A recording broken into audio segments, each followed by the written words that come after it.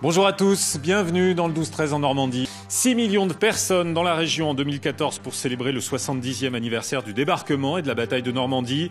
Une belle réussite pour les acteurs de l'histoire et du tourisme, une belle réussite qu'il faut pérenniser.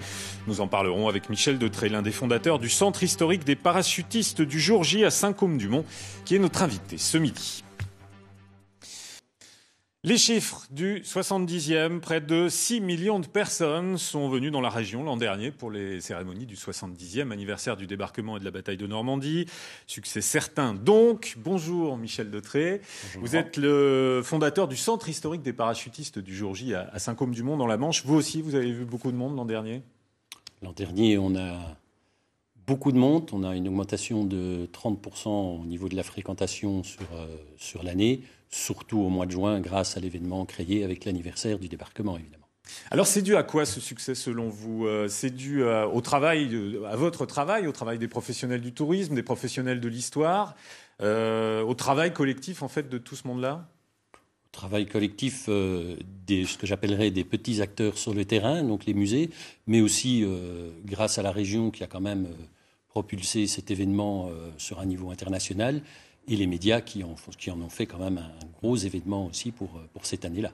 Est-ce que c'est pas dû au fait aussi que, ce qu'on répète souvent, que c'était sans doute le dernier grand rendez-vous avec les acteurs vivants encore, avec les vétérans ? Vous savez, ça fait 20 ans qu'on est installé sur le terrain, ça fait 20 ans que j'entends ça. Mais on constate maintenant que même s'il y a moins de vétérans, parce que le plus jeune, il a 90 ans, on constate que les enfants, les petits-enfants s'y intéressent et reviennent chercher l'histoire vraiment sur le territoire, plutôt que d'essayer de la trouver aux États-Unis, par exemple, pour les Américains. On constate aussi un grand retour des Américains qui avaient un peu déserté cette Normandie, mais maintenant, avec un dollar plus favorable, on les voit vraiment revenir en masse. Pourquoi les familles s'intéressent ? Parce que les vétérans ont, pour la plupart, avaient du mal à évoquer cette période de leur vie.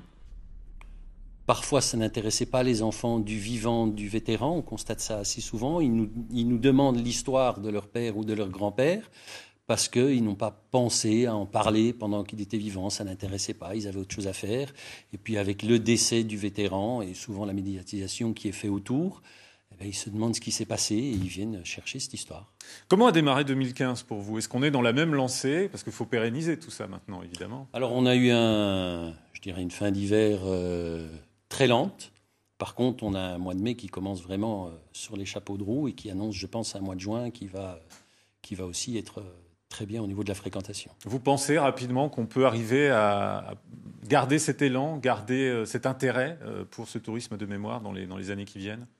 Il y a un travail à faire, mais je pense vraiment qu'on peut le garder. Oui. Très bien. Je vous remercie beaucoup, Michel Detré, d'être venu dans ce journal. Merci à vous et bonne saison, alors, et bon 6 juin. Merci.